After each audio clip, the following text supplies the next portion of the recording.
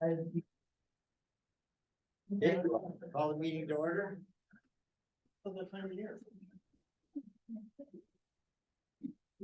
pledge allegiance to the flag of the United States of America and to the republic for which it stands, one nation, under God, indivisible, with liberty and justice for all.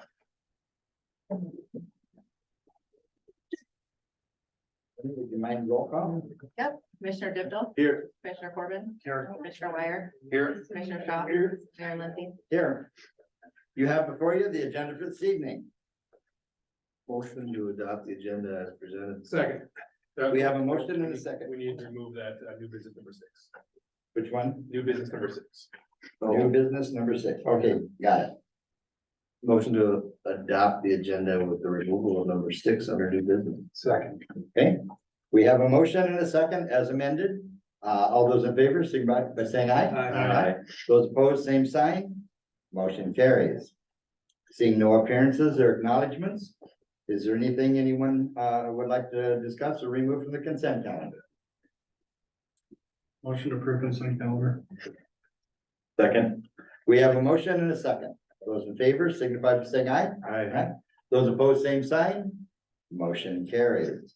Under unfinished business, approve the second reading of ordinance number 1662.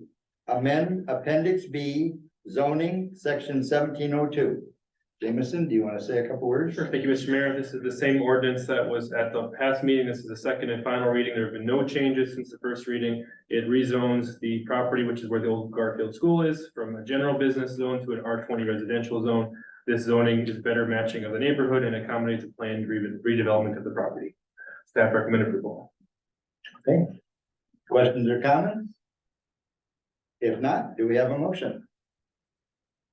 Motion to approve second reading ordinance 1662, amend appendix B zoning section 17.02. Second. We have a motion and a second. All those in favor, signify by saying aye. Aye. Those opposed, same sign. Motion carries. Under new business, approve first reading of ordinance number 1663, 2024 appropriation. And Jameson. I'll turn this one straight over to Sandra. Okay, the only changes from our meeting on October 27th, I switched the 3 million originally of new issued debt to 1.5 million, with an additional 1.5 million coming from cash. Then there was an increase over all funds of approximately 52,000 for employee compensation for some benefit calculations. Questions or comments? Okay, seeing none, do we have a motion? Motion to approve. Second. We have a motion and a second. All those in favor, signify by saying aye. Aye. Those opposed, same sign. Motion carries. Number 2, award bid number 934, furnishing 115 volt, 13.8 kV power transmission southeast substation. Jameson, you want to address that? Nate, you? Sure. Yep, and if Nate has anything to add, Okay. come on up. Yep. This is a transformer for the expansion of the southeast substation. It is a low bid of about 1.86 million. We did receive 2 bids, so it was a competitive process. The unfortunate thing is that these transformers are out 130 to 140 weeks. So 2.5 years, which is obviously quite substantial. We're looking at spring of 2026. This is a project that was bumped up in our 10-year plan due to work that is being done at East River. So we'll need to be coordinating with them as we move forward. Nate, yeah. Nope, any questions for me in regards to that bid? So they're that far out. They are. Wow. So now, does that put us in any conflict with what East River's doing, or? It definitely probably will. We'll be in contact with East River depending on what the decision is here to let them know the results of our bid process and still try and coordinate with them as we move forward, so. Okay. Other questions? In that bid packet, it mentioned a YY Delta transformer. Is that something we need, or what was that? I asked the question to our engineers and they stated that it goes back to the way the original system was laid out. And in order to interconnect and tie those substations together with the circuits, we need to be able to maintain that as we move forward, so we can maintain the ability to pick up circuits between substations. So it's in the YY Delta transformer, it's an add-on? Or is it, It did add, they do believe that did add to the cost of it. so that's to help improve our system or maintain our, It gives us another option for reliability, so if we have a substation go down, we can interconnect and tie into another substation, which I believe is the strategy with a lot of your underground conversion projects as well. thank you. Other questions? This one might be more on Sonia's side, but on the pricing, it said it was tied to the different commodity bases at the time of manufacturing. Does that bother us at all? I mean, it is what it is. That's the quote. Yeah, we can't control that, obviously. Something maybe we want to know. So the bid price is subject to commodity market. We, pay for it, we take delivery. Was it split up? It's a step process, there'll be so much, and there'll be timelines associated with it in each step in the process. So we do have some budgeted into it for 2024. We'll do the same thing for 2025 to make those milestones. If the stars align, we can spread it over 3 budgets, huh? As long as the lights stay on. I don't get fed out of that substation, so. Other questions? Okay, if no other questions on that, do we have a motion? I'll make a motion to award bid number 934, furnishing 115/13.8 kV power transformer for the southeast substation. Awarding it to, just to be clear, WEG. WEG transformers. WEG, yeah, awarded to 1.8. WEG transformers, yeah. I'll second. Okay, we have a motion and a second. All those in favor, signify by saying aye. Aye. Those opposed, same sign. Motion carries. Number 3, award bid number 935, 2013, Freightliner Vector 2100 plus and accessories. Jameson, you want to address that? Thank you, Mr. Mayor. The last bid was for items we were looking to purchase. This bid and the next bid are for items we are looking to sell. These are surplus property the city is no longer in need of. The first one is our old vac truck. We have received and had delivered the new truck, and it's been in operation, working well. So we were able to sell our old one, and we only had one bidder. It was Sanitation Products from Sioux Falls in the amount of $105,000. Even though it's only one bid, we were satisfied with that bid. We recommend approval. Questions at all? Comment? Which, department owns that? This would be water, both the water and sewer funds. Other questions? If not, do we have a motion? Make a motion to award bid number 935, 2013 Freightliner Vector 2100 plus and accessories. Sanitation products. The sanitation products. Second. We have a motion and a second. All those in favor, signify by saying aye. Aye. Those opposed, same sign. Motion carries.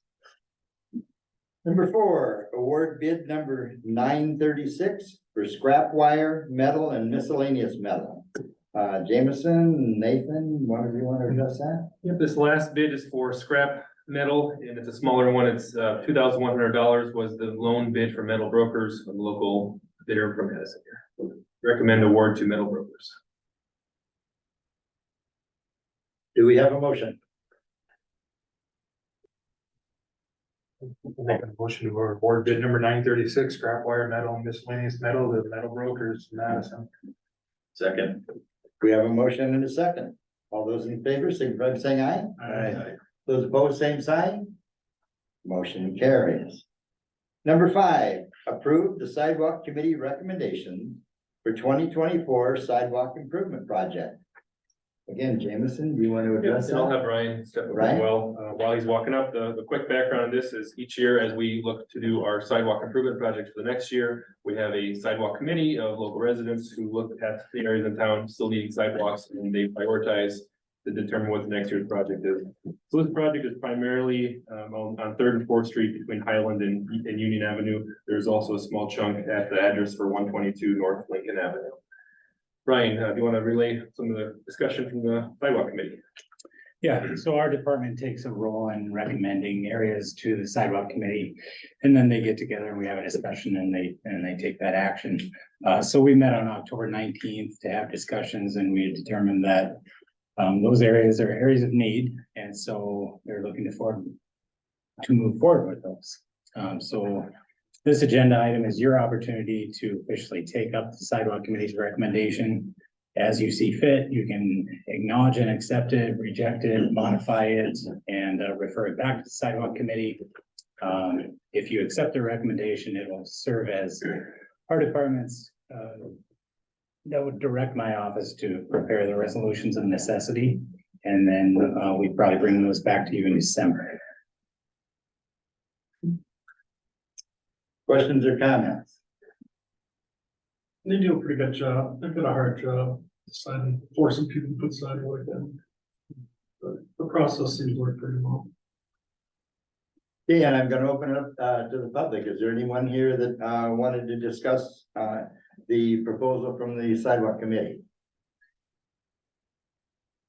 Okay, seeing none, do we have a motion? Make a motion to approve sidewalk committee recommendation for 2024 sidewalk improvement project. Second. We have a motion and a second. All those in favor, signify by saying aye. Aye. Those opposed, same sign. Motion carries. Number 7, update on the 2023 infrastructure improvement projects. And Ryan, Weston, did you want to join Ryan? Yeah.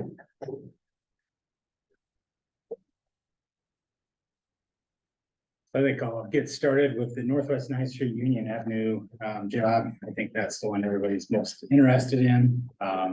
Paving of the bottom lift of asphalt was completed today on the main line on the Northwest 9th Street portion. So that's a very large sense of relief that we have that now sealed up. They did part of the top lift in front of the school and then they will continue to do part of that top lift tomorrow. Of course, we'd like them to top lift everything, but we think that that school area is the most crucial. And realistically, we're looking at probably getting top lift from Liberty to the west. And then Bose Construction, the contractor, will have to pull out, they have another job that they have to go to. So once they're out of the way, then Timmons Concrete will be back to do concrete surfacing, the driveways, sidewalks, curb and gutter that's remaining. And the recent turn back to warmer weather has sure helped that out. And we're optimistic that they'll be able to get all of those concrete areas completed. Of course, with the concrete, it can go a little further into the season. You can blanket that, whereas with the asphalt, you can't. So again, we're hopeful that that'll get completed yet this season. And then we will await word on if we get additional top lift. Is there anything else you wanted to add to that or? I will mention too, there is another subcontractor, an asphalt subcontractor, that's gonna be placing asphalt on the intersections. So they'll start that work tomorrow. Likely gonna be, some work going on, so there's gonna be some traffic detours at the intersections as they're working. I'm not completely sure on what their plan is, where they plan to start, but they'll be working at the Josephine intersection at some point and at the Union intersection at some point. So traffic will be redirected one way or the other. I guess, yeah, other than that, I think that covered it, Ryan. Okay, one of the things in that, Ryan, I discussed with you earlier with the questions that I just got on Union. Would this be a good time in that to mention why the new curbs don't seem to line up with the old curbs? Sure, yeah, so the curb, Union Avenue north of 9th Street is actually narrowing up, and that is to accommodate the drainage. If anyone saw that street previously, it was very, very high on the east side and very low on the west side, and it caused a lot of drainage issues. keeping the road that same width didn't allow those drainage areas to be, made better. So the road is narrowed. That's intentional. It's not a mistake or anything like that, and that's the reason. Okay, and it still gives us, do you know, the width of the street that it would be when it's finished? Yeah, I'm gonna say 24 feet wide, lip to lip. I think it was 12 foot lanes. Generally, the rest of the street, like 9th Street, will be 32 feet lip to lip. But we do have some other streets that'll be basically comparable to what North Union's new rebuild would be like. I think we do have some narrower streets. I can't pinpoint exactly those locations right now. But this wouldn't allow parking on both sides of the street, so we do two travel lanes. Okay, very good. Other questions or comments? Will we put up no parking signs in on one side of the road? Yeah, Is that the intent? yeah. Other questions? The water tower, how we coming on Yeah, water tower is on schedule. We had a change order number 3 that extended the dates on that project. The initial completion dates were October 31st, 2022 for substantial completion and December 31st of 2022 for final payment. Those were changed to substantial completion of December 1st of this year and a January 31st final completion date. So they're on track to hit that. At our next meeting coming up, I think next week we have that scheduled. We're looking to be discussing disinfection plans and tank filling. Of course, the city will naturally want plenty of notice before we need that tank to be filled. Rural Development was in town on October 26th for an inspection. I was unfortunately not able to attend that, but that was an American Iron and Steel inspection, and I think that all went well. So we're looking to have that project finish at the adjusted completion dates. And just to clarify and correct me if I'm not correct, the adjustment was due to the derecho damage. Yeah, exactly. It was just, that project pretty much got set backwards 1 year by the storm. So when we get that tower online, are we gonna run the city off one pressure zone? And then I might be yeah, asking the we- wrong guys here. No, That's correct. that's That's the plan. intent. Yeah. So you'd change that over this fall, winter? Then? Yeah. Yes. That's the goal, technically, is before. As far as the operators are concerned, I can't speak for that in West and all. They might have different ideas. And I'm not sure what the plan would be on the existing tower and how that works with That switching, was my next question. that's pressure zone over. Cause there's definitely some valve operation that would have to happen. I'm sure some testing that the water department would have to do to ensure that they don't have any issues that were unforeseen. And then there's also the issue of having to drain it so that we don't end up with a popsicle over the winter. True, yeah. Other questions? Okay, if no further questions, do we have a motion? Well, on this and some updates, so there's nothing. Yeah. Do you have other projects? Yeah, Oh, maybe very I'll good. just Sorry run about that. run through all the projects. I didn't mean to cut you No, short. no, you're good. So, The juicy stuff. yeah. Just giving you a update on RD phase 1A.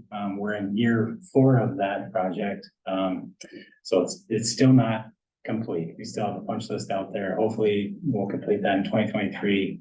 The contractor was issued a letter today reminding them that substantial completion was reached on the project and that a punch list of items was provided to them to complete on December of 2021. There was no work performed on that punch list throughout the 2022 construction season. That was due to higher priority being the phase 1B project as they tried to finish that. Recently, a meeting was held between Weston with Banner, myself, and the contractor, Colin Paulson is the project manager from J&J. And At that time, J&J had stated that some of the work had been taken care of and requested that a walkthrough be accomplished. That was done on October 31st. And then a new punch list was prepared by Banner and shared with J&J. We're requesting that they complete that remaining punch list by November 24th. And then we will schedule another walkthrough, a final walkthrough on the project the week of November 27th. Now, there are two homeowners that have contacted me and that had their sump pumps. Yeah. Through the curb and they were not placed that way. Is that something that's gonna be remedied?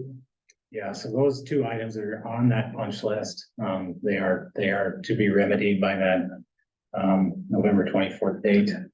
I think there was, well, that's quite a large punch list, so. What's our plan when, if and when that doesn't take place for the 24th? Yeah, and I don't know if we would look to try to bring it on another contractor to finish that work. That might be our reality. What are we withholding? Do you know off the top of your head or? But it's, On that specific project, it's between $50,000 and $100,000 on the 1A project. On the 1B project, I believe that's closer to 240,000. So there's a substantial amount of money on both projects. Yeah. Yep. So then turning to RD phase 1B, that one's also not complete. We're looking to have that hopefully done still in 2023.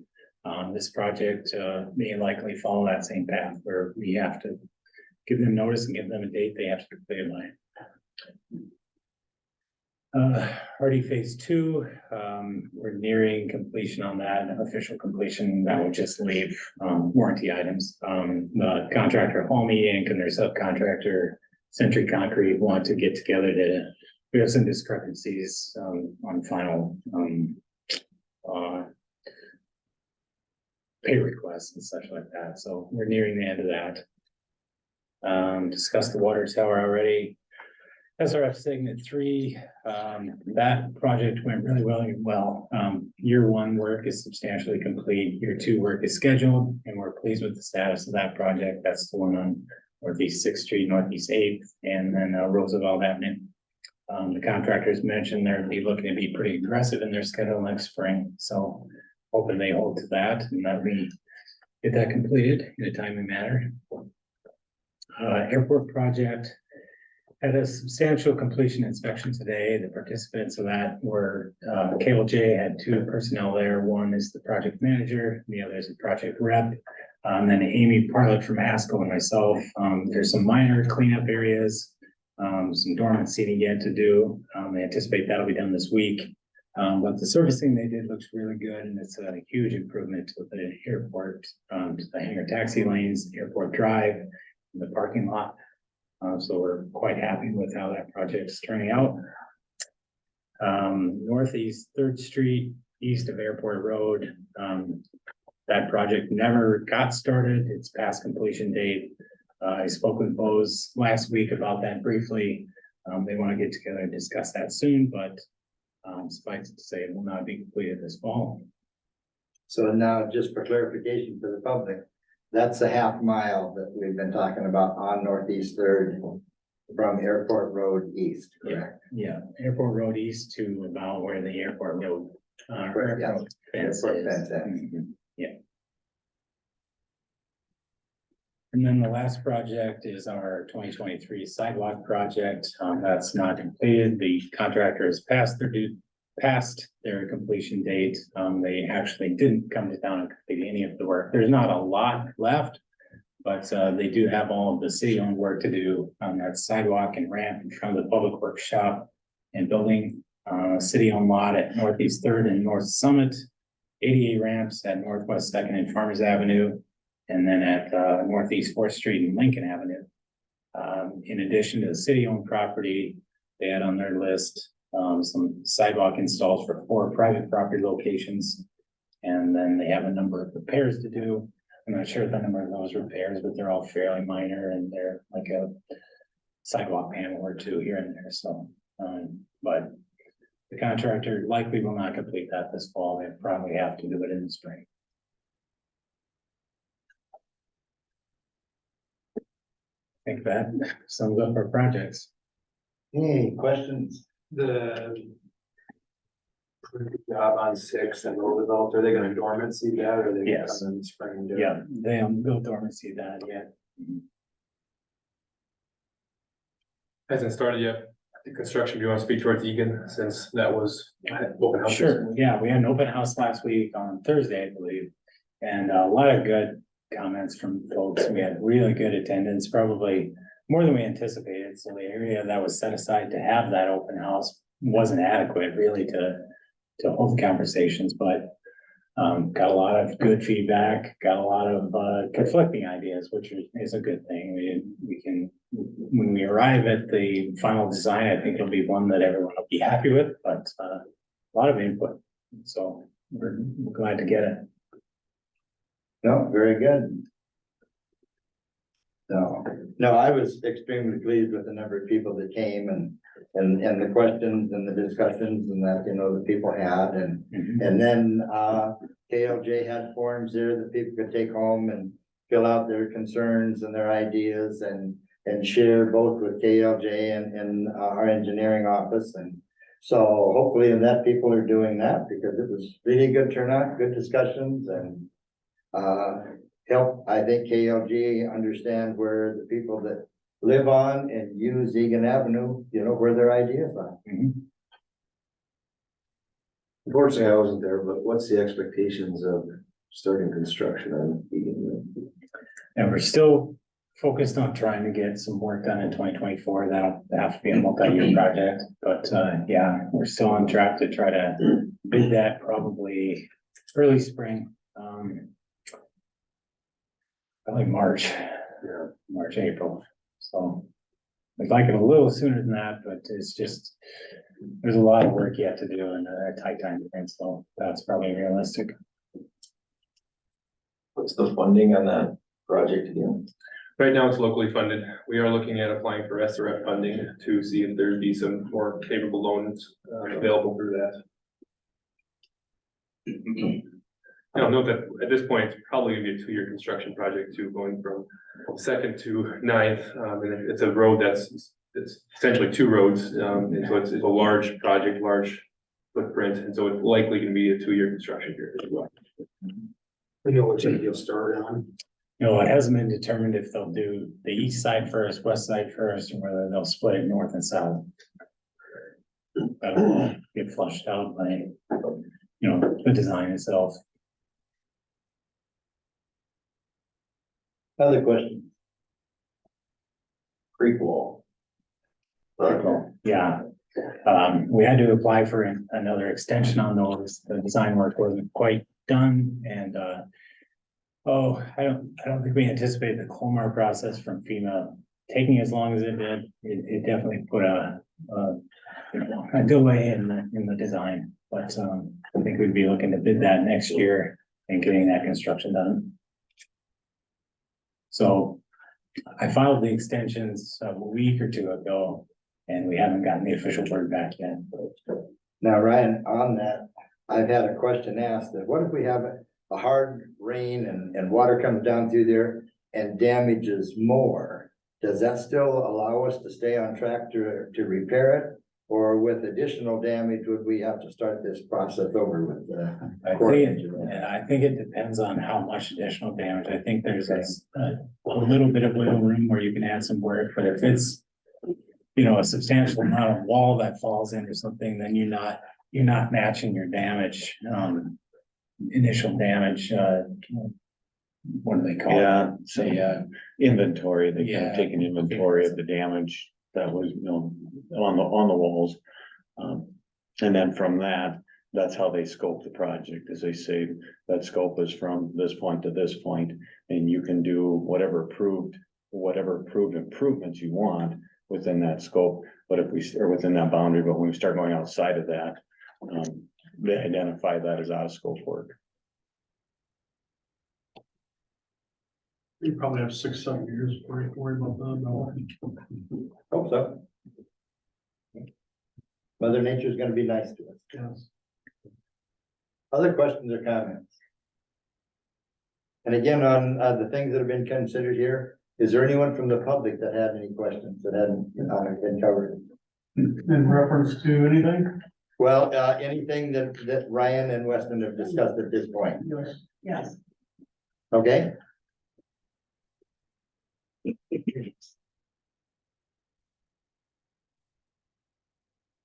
I'm sure you guys all know me, Darwin Woolman.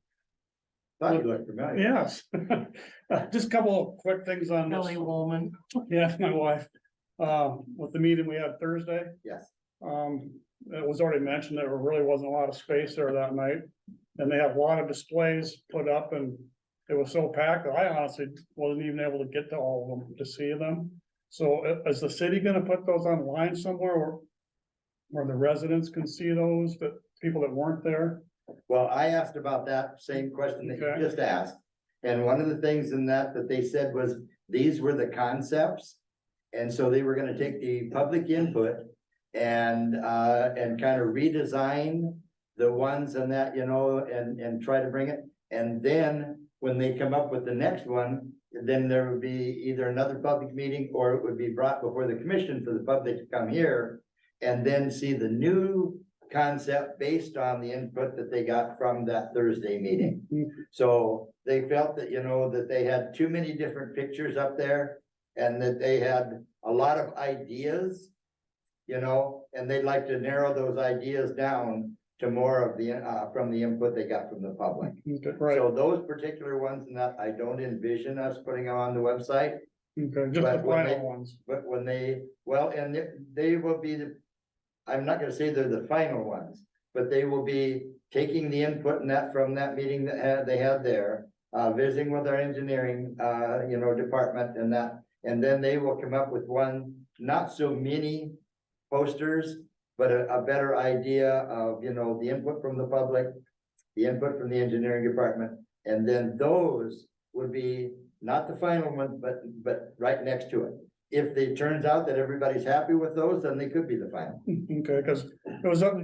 We didn't want to miss it. Yeah, well, I just didn't wanna sit back and not show up tonight and then be told, well, it's a little too late now, so I just wanna get this out now to make As, sure we're. as you were aware, and that Ryan did due diligence at contacting people, I did Yep. due diligence at contacting people. We will definitely do that again and that because it's such a large project and it's the heart of the town. Right, And so, yes, we do, you know, want the public involved. Are we gonna please everyone 100%?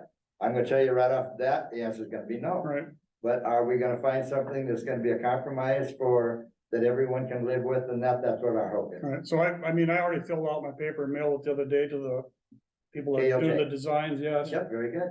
I can't remember if I sent it to you or not on email or some. Ryan, I didn't get it, but please keep Ryan's office, you Okay. know, in the loop. And Cause I just wanna make sure that my concerns are known to all the commissioners, not just one person. Totally understood, Okay, all right, totally understood. and that there's plenty of just- time to discuss it before the decisions are made. No, totally Okay. with you. All right, perfect, that's all I wanna know. No, Thank very you. good. All right, thank you, guys, Thank you for coming. you're welcome. Other questions? Comments? Somebody can forward those comments then to us, please. We can make sure to get those. Yeah. The forms and that the KLJ had filled out, they had the address on there for KLJ. And as I just heard him say, he mailed his there. So, Darwin, did you keep a copy? Yes, Okay, then if you wouldn't mind forwarding them to Jameson okay, and then Jameson will forward them to us individually. And the reason I say that is because then we don't have a quorum, you know, online for people to be answering. Does that make sense? yes, Thank you. And for anyone else who's out there in the public and that, if you would consider doing the same thing as well, so that they go through Jameson's office and that and Ryan's office, and that will get us to the commissioners as well. Other questions or comments? Okay, if not, do we, well, we don't have to have a motion. That was an update. So we will move on to number 8. consider the LEIC's request for contribution to the industrial park addition. And with that, Brooke. Yes, I'll Jameson. invite Brooke to come on up. I'll give some background to the commission, to the public on this item.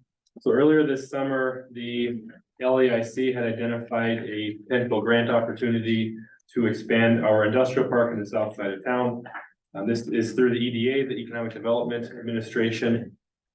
And typically Madison would not be available for this grant through the EDA. The only reason why we were eligible in this case was because of the derecho, because of that disaster declaration. We are eligible for the grant for a short period of time. So LAIC decided to capitalize on that opportunity to work with the city on applying for this grant. It is an 80% grant, so the city is technically the applicant, although LAIC has been leading the charge. So the applicant would be responsible for 20%, and then the EDA covers 80% of construction costs. So the project in total is $4.5 million. So this adds a new street, as you can see from the handout, on the south side of town, and it also improves south edge of Washington, just south of the intersection of 34. So that's $4.5 million project. It's covered 80% by this grant. That's $3.6 million. So that leaves 20% construction costs of $900,000. And then on top of that, engineering costs, which is $500,000. So the local responsibility is $1.4 million, and the LAIC has taken on the responsibility of making sure that that gets paid. As they look at the number of projects that they have, including this and others as well, they have a lot of commitments, and so they are reaching out to both the county and the city to see if those entities can take in a share of those costs. That section that is improving Washington, south of the 34 intersection, that is a county road, and so that's why the county would be receiving a request from the LAIC. So the new street construction would be a city street. And the city's share that LAIC is asking, if you don't mind me plowing through, Brooke, Yeah. would be half of the construction for our piece, which is $384,000 ask of the city. And then half of our share of engineering, which is $230,000 ask of the city, for a total of $614,000. I know that Brooke has been looking at financing options that would make it very favorable for paying that loan off over time. But I'll let her elaborate on that if she would like. I think that kind of wraps it up. Ultimately, the LIC is committed to making sure this project happens. It is going to happen. We definitely thank them for the service that they put into identifying this grant and making sure that I got applied for on a short notice. And this is an excellent addition to our community. We just got to figure out that $1.4 million local share to the project, and that's what LIC is here to talk about. Brooke. Absolutely. So Jameson alluded to, we did apply for a loan as soon as we were awarded the grant, the 3.6 million. Just to back up just a little bit. So the community shares 1.4 million. The project, including engineering, is just shy of $5 million. So the 4.5 is the construction plus about $500,000 in engineering. And so we're looking at a $5 million project in total. I did apply for a Red Lake loan. That is a 10-year loan at 0% through actually Heartland Energy. So we're hoping to receive that. If that's the case, we would be able to take payments over the 10 years as well, if you were to so consider helping us with this project. So that on top of, I did find one other grant opportunity in the amount of $500,000, the state LIP grant. So I have received the invitation to apply. I hit submit on that October 31st. If we were awarded those monies, we would share accordingly. So it would reduce that ask. So in a dream, in a perfect world, I would be able to reduce that $600,000 ask with some grant monies, and then also be able to spread it out over 10 years. But of course, I can't promise that today. That's how we're structuring this. So my ask today is just asking if the city would help us with $600,000 on that project. Questions or comments? So you're saying we'd commit 600,000 to that? I can maybe add a caveat to that is I think you can provide support for it, and you can provide funding next year's budget, but of course, we can't commit commission the next 10 years to make those annual allocations. As Brooke alluded, if they get the LIFT grant, that cuts the total amount to 900,000. That if they get the red light, that's about $90,000 a year, but it is very easily handled, but this is still an additional cost than what the city was expecting. I think that's why Brooke is here tonight. So you can take into consideration and provide support for next year's budget, and then the future commission down the road would have to decide whether to include that each year into their budgets. So you want 600,000 or 90? That is the. I don't have a long enough Okay. attention. The 90 would be the per year cost for the I'm gonna whole go stay. project that's remaining on best case scenarios. That wouldn't be the cost that the city would be incurring. That'd be the cost that LIC is trying to find ways to pay for one way or another. Does that make sense? Again, with the Red Lake loan and the LIFT grant, that's best case scenario. Worst case scenario, they've got 1.4 million, so it'll be $140,000 a year for all entities to find a way to finance. The nice thing in that, as I look at it, it's one of the cheapest streets that the city of Madison is getting. You know, so yes, we've received grants on the RD project and some of the other projects and that, but when you can get a grant that covers 80% of a new street for the city of Madison, and that, to me, that's pretty important. Just a little bit of history. I came across this grant opportunity in April project. It was due by July. It was a sprint to get this to the finish line. From there, we were awarded at the end of September. So we've been on a fast track throughout this entire process. You know, to stand in front of you before we were awarded the monies, I didn't know if we were even gonna have a project. And so hence why I'm here today. And I wasn't here this summer. This summer, we didn't have a project. I mean, even in September, it would have been a little bit premature to come in and talk about the project. Other than, you know, knowing that obviously we applied on behalf of the city of Madison. So the north-south part of this project that's a county road? Yes.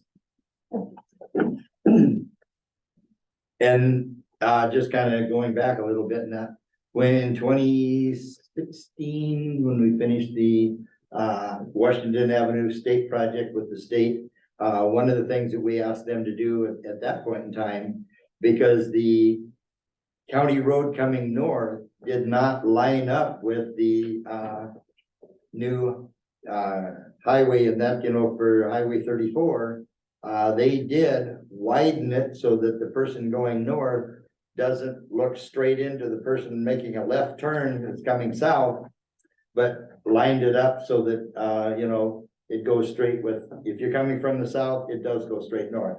So there's a little bit that was done in that, with the 2016 Highway 34 state reconstruction project, but not all the way up to the, is that 12th Street?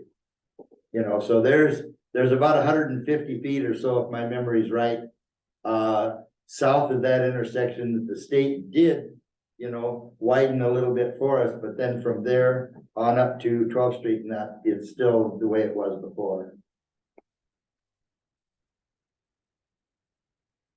The plan does include a turn lane there as well.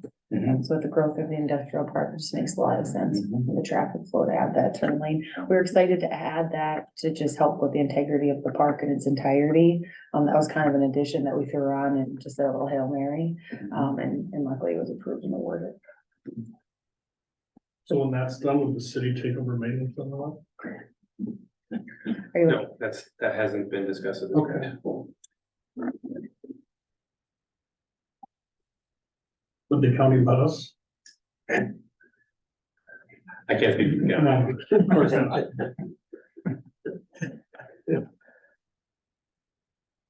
There are ears present. Any other questions or comments? Thoughts? Well, good work. I'm down a little grant money. No kidding. Saved a lot of money. It's awesome. Yes. thank you. We're excited. It's a great project, $3.6 million being injected into our community that we don't have to we'll have to put the bill for. Mhm. What do you anticipate for completion of the project? Because you'll looking to take out interim financing for the initial construction, correct? I'm not 100% sure what that's gonna look like. I know we had that call the other day and I don't know, until that call, I didn't know what the reimbursement process was. So now that I know that's on a 3 to 4 weeks is what they kind of anticipated. I had another follow-up with Sayer Associates, who's the, contracted engineering firm, with what that looks like, expectations from our standpoint at any given time. So like the ready loan that you're looking at through Heartland wouldn't take over though until your construction's done. Correct. So Yep, then that you're not looking at interest payments until that construction's done. Are those payments on that loan? So technically it probably isn't in 2024.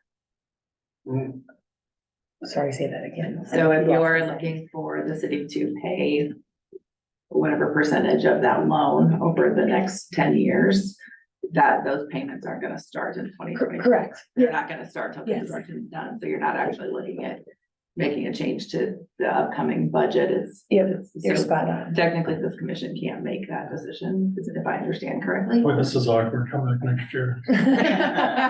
If you can't commit funds for future commissions, then you can't actually commit funds till the year that you're gonna start making payments.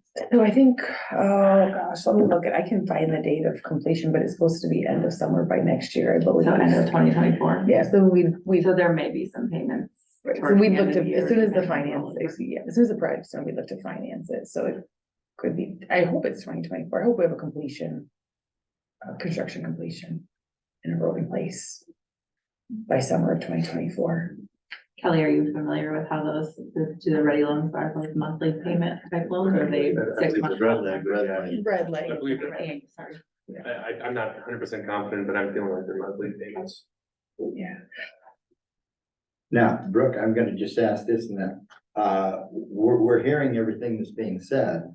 Is there a possibility that this ask could be made at a later date and that, when we have more information on starting the project and ending the project? I can find And it. when that, loan would start? Yeah, I can sure find the completion date. So we've applied for the red light loan. We should know within 90 days if we're awarded those Sure. monies. And then we would obviously receive those dollars as soon as construction's complete, which I believe is end of summer of 2024, but I can sure confirm.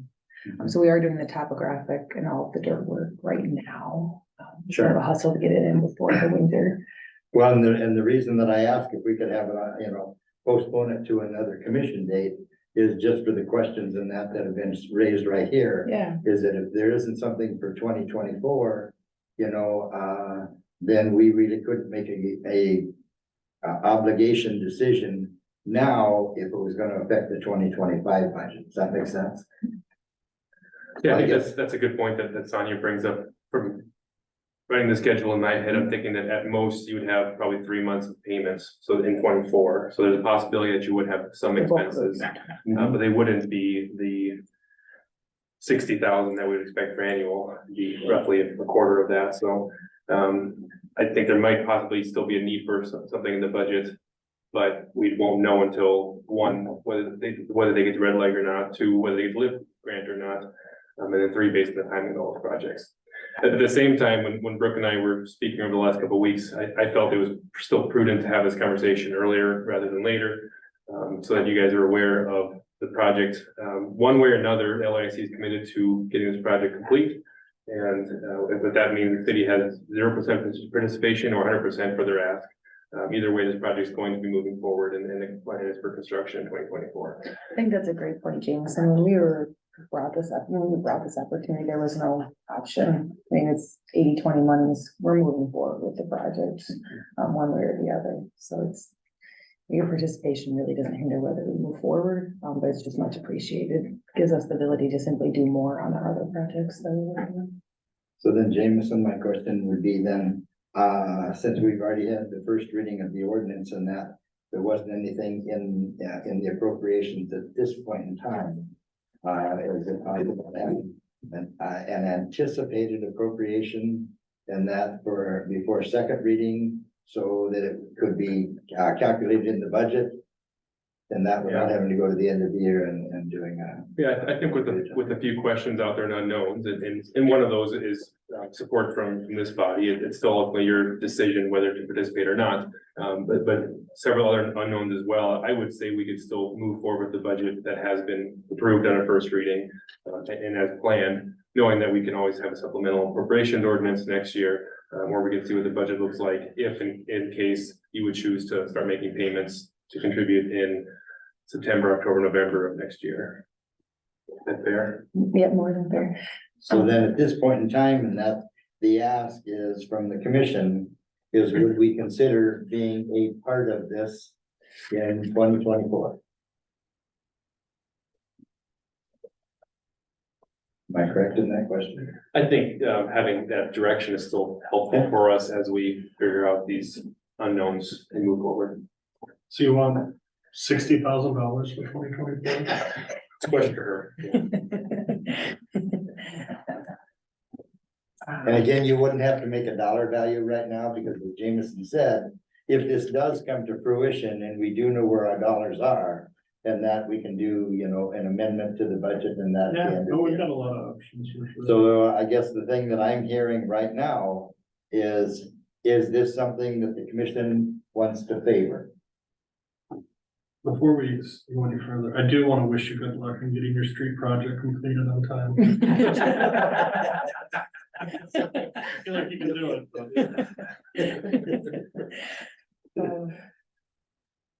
Thank you. Do we need a motion, or do we just? No, I don't think any motion. I guess I'm 100% in favor of Yeah. supporting it. Very good. Okay, so, and I am as well. I am as well. With that though, is there anything, Brooke, from your standpoint, that's, if we don't make action, is this gonna restrict your operating or anything like that? I mean, Well, just like you were going through our annual budgeting as well, right? So we're just looking ahead, you know, but wait, there are a lot of unknowns, right? Are we gonna get the red light loan or are we not? Is this a 10-year, you know, over 10 years over 0%? Or do you not lip grant? That's an additional 500,000 that we can reduce that project. But on the flip side, we're all going through budget season, so I wanted to have that conversation sooner than later. So, Right, and I would add, I mean, if the answer from the commission was, thank you for doing the project, but we're not gonna participate, then that answers one That thing that I answers see, it. and that's one direction.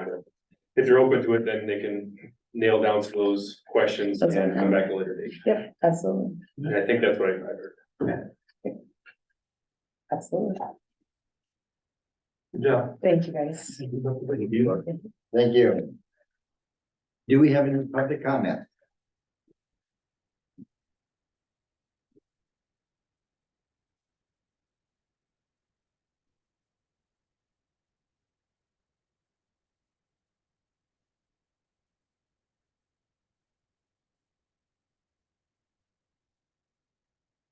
Hey. Mr. Montgomery? Hey, sir, if you wouldn't mind coming forward? Yeah, sure. I'm Didn't realize not, I'd be on camera, but, no, absolutely. I'm just gonna pass these out. And, I will use this. There's two things, there's bullet point to 10 little things there, plus some photos. And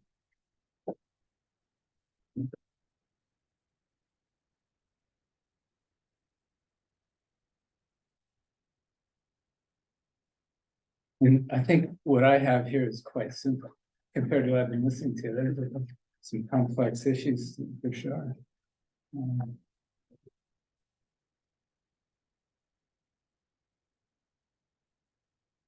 Well, let's see, do you want, I've never done this before. Having not read this and that, would Right. you give us your presentation? Okay, starting at the top of the list, the 10 points really address, I guess you'd call it a will or a desire to do something that we feel is beneficial to our property, which is the city's lawn boulevard, actually.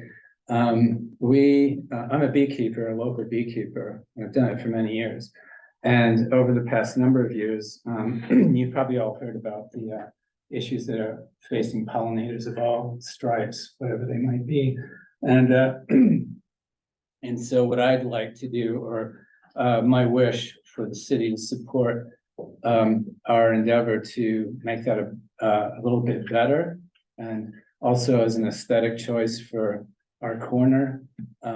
After last summer with all the projects that happened, our trees went, our lawn was, we get a lot of sun, it gets sun-baked. So we decided, well, let's try a different approach to this. And we decided that it would be nice for, to try this as not just a project, but actually something that we could continue to do that was beneficial, low maintenance, and also kind of a way to, excuse me, bring up the sort of visual appeal in our little area there. And so what I was hoping and would be to move forward this spring. Right now, we've mowed everything down. It looks like everybody else's lawn boulevard currently. But the pictures that you're looking at were taken, I would say, late July, early August, mid-August, sometime in there. And you can see in the one, we're looking north at Prairie toward 6th Street. And what you see there is a monarch on one of the plants that, one of the many sunflowers that were in the variety of seeds that we planted, which came from US Fish and Wildlife. And all of these are native plants to the prairie. They are, my wife and I went out on a number of days, spent hours pulling the pigweed and all of the other noxious weeds that came in after they came through with the soil and whatnot. And so we just endeavored to clean the lot up first. And then once that was done, it was an ongoing activity, weeding. And so we went ahead and just, waited for the rain to come. It came. Our hill there, over the number of years we've lived there since '03, we purchased our house. And we've always had, and the big rains we've had, we had a number of washouts down. That's been alleviated now since the new drains have been put in, because we sort of kept an eye on that. And some of these, we had that 2-inch rain or something, no problem.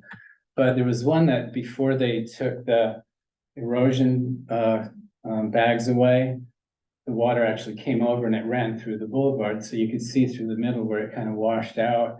But on the other end, these plants really thrived. And, we were just amazed at how well they did. And so I guess, having bees out at Lake Herman and at another friend's property, I really want to do sort of my best part for the community, but also for, the natural landscape. And when you read through here, this is really kind of, pollinators, but also this sort of approach to native plants that really are beneficial, and it offsets the use of chemicals, it offsets fertilizer, you don't have to do any of that. The erosion control is there, they thrive, and they're South Dakota plants. I mean, I think it's a total promotion for the city, as kind of what I look at in my own little way. I'm trying to kind of uplift things a bit here. So I would just ask that the city would support me in that, and we'll take care of the rest. And we were pretty diligent about keeping that corner free, so you can see the fire hydrant, you could get a good, point of view at the intersection there. And so I just want to keep this up. And so we're just looking for your, thumbs up if we could do that. Is my first thought in that, is this in an area where we require the 6-inch to be mowed? And I'm not opposed to it. I'm just asking the question is, how would that fit into then our current ordinance and that on height and things? Is there something there?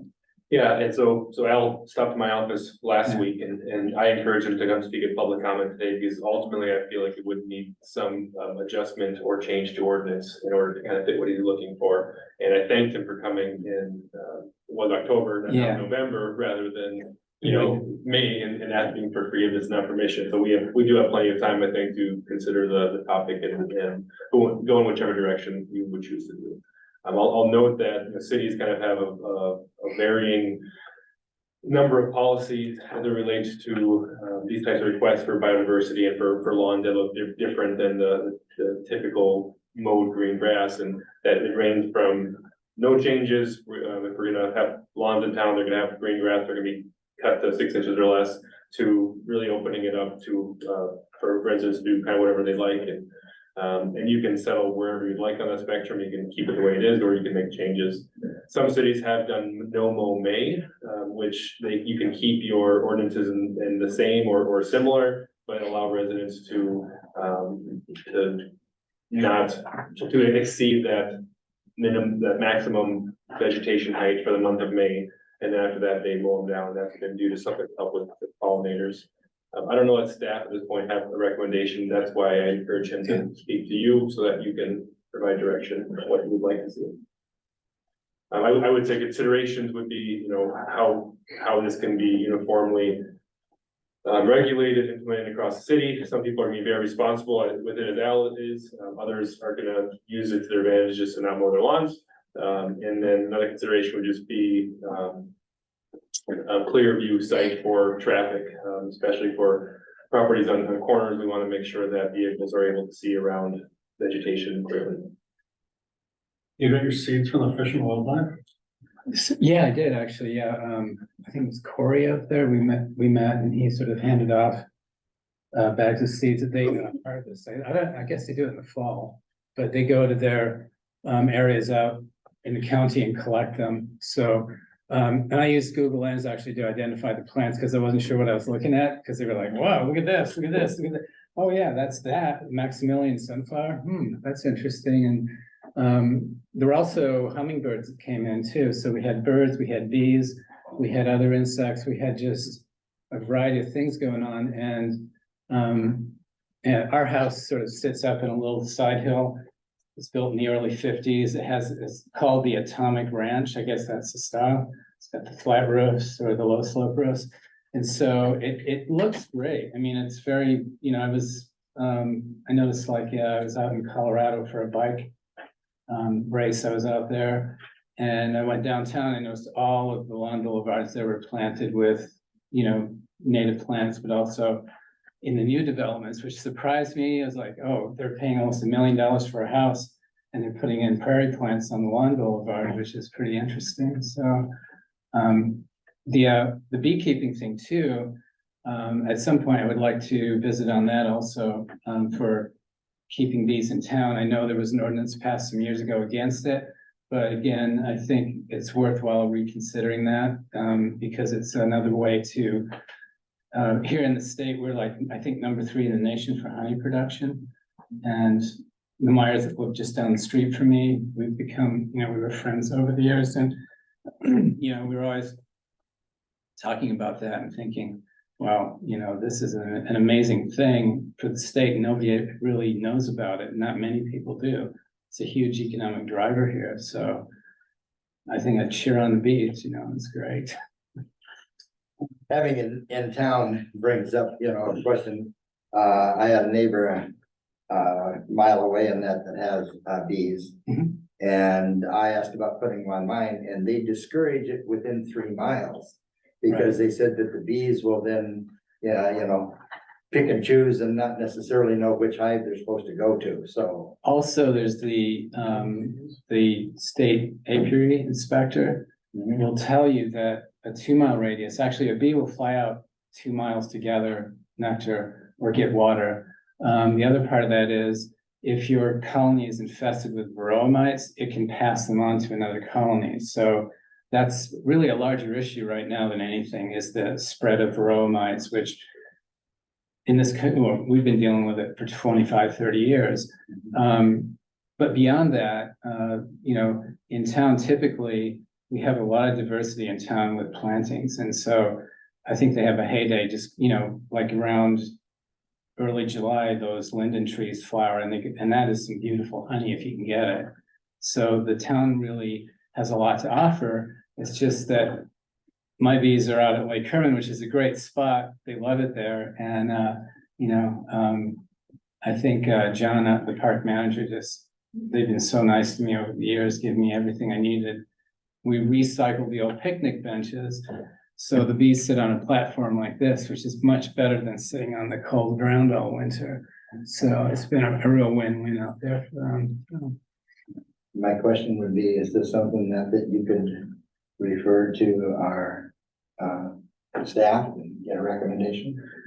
I would start with the five of you, and you don't have to give any direction tonight. Right. Obviously, it's public comment, so action is not gonna be taken, but if you wanted to call me, drop me an email, whatever the case is, just let me know if you're supportive, opposed, somewhere in between, that'd be helpful for staff. Very good. So I do have a question, I guess, and I don't know much about the native grasses, so are we talking 2 feet or 4 feet? Or? It varies, actually. If you go out to Lake Herman, they have out there, be on the southeast corner as you walk up from the gazebo. Those are the tall prairie grasses that this area was known for. And as you moved west, the grasses got shorter and shorter until you get out to Wyoming and they were like this tall. So we're actually in the tall grass prairie here. So you can actually select the grasses, like some of them, if you go out to the Fish and Wildlife, I often ride out there quite a lot on the paved trail. You'll see some of them and they're about that high and they're called turkey foot and they have the 3 little sprigs at the top. And so they can really vary quite a lot, or you can see some that are this tall. So the whole range of prairie grasses really depends on the region and also just, you know, how the area will support those. So it's a good question. Thank you. The first thing that would come to my mind is if people would like to do that, I think we need to develop some sort of a permit system. Yeah, They would be able to pull. sounds good.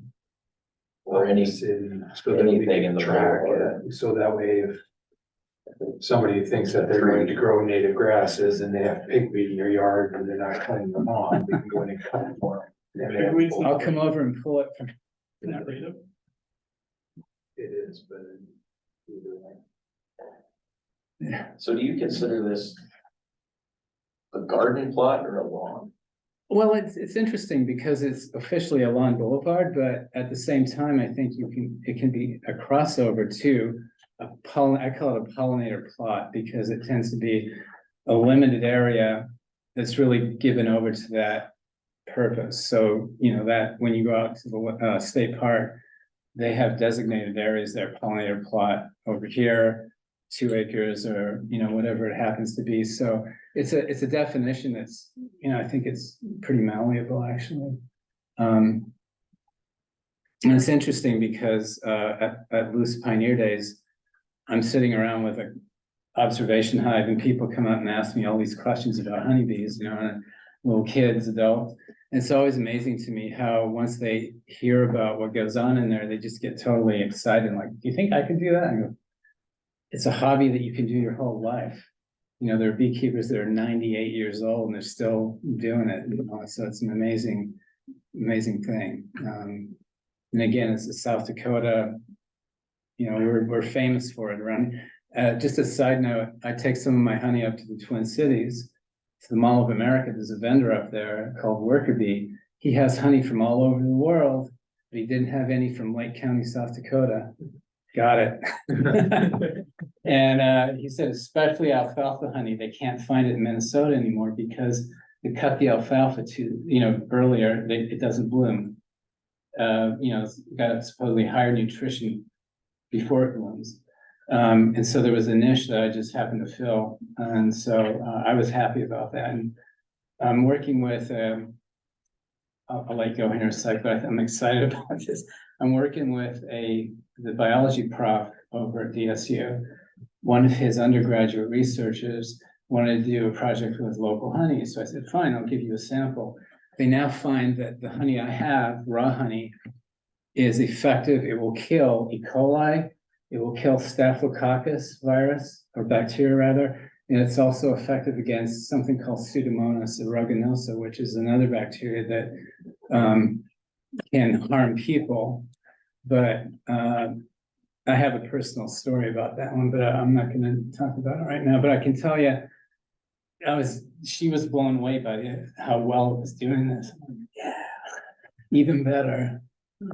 I have one last question, I guess, on the vegetation height. So Sure. sounds like you're mainly interested in the boulevards. Yes. If we didn't want to work with the boulevards due to site issues for Right. traffic, are you also interested in doing it on your property? Yeah, I mean, we already have, you know, a nice, well, my wife and I have been working on the garden out front. And we keep sort of extending it out because they're perennials and they want to sort of multiply. But, and again, yeah, that would be an option also. Okay, We you're really- interested in both sides of the property. Yeah, but we're really, you know, kind of like the boulevard is such a, kind of a no man's land. It's especially now since our trees are gone, it's just sort of like, you know, crabgrass. And the only way to deal with that is with a chemical, and I just didn't want to do that. I just did not want to, you know, go that route if possible. So this is another way to avoid that, I suppose. Thank you. Yeah. So, any questions? Okay. But, you know, it's funny now we're talking about it because spring's coming. I just wanted to, you know. Jump in. for being up. Yes, thank you for coming and, Thanks very much. and enlightening us. So, and Darwin and Kelly have already been up here and that, and I want to say it's George, It's the last, only other person on here. Madison Daily Leader. Oh, no, I thought that we were just signing in for coming in, sorry. Oh. So we answered your question. That's an easy one. Very good, very good. All right. So with that, our announcement is our next regular commission meeting will be Monday, November 20th, 2023 at 5:30 PM. And again, I want to thank you everyone for being here and especially on the Egan Avenue and that, encourage people to get their questions, concerns and that to Ryan's office and that, or KLJ and that, so that the next set of drawings comes out, more reflects in that what the citizens would like in Madison. With that, do we have a motion to adjourn? Second. We have a motion and a second. All those in favor, signify by saying aye. Aye. Those opposed, same sign. Very good. Motion carries. Thank you, everyone.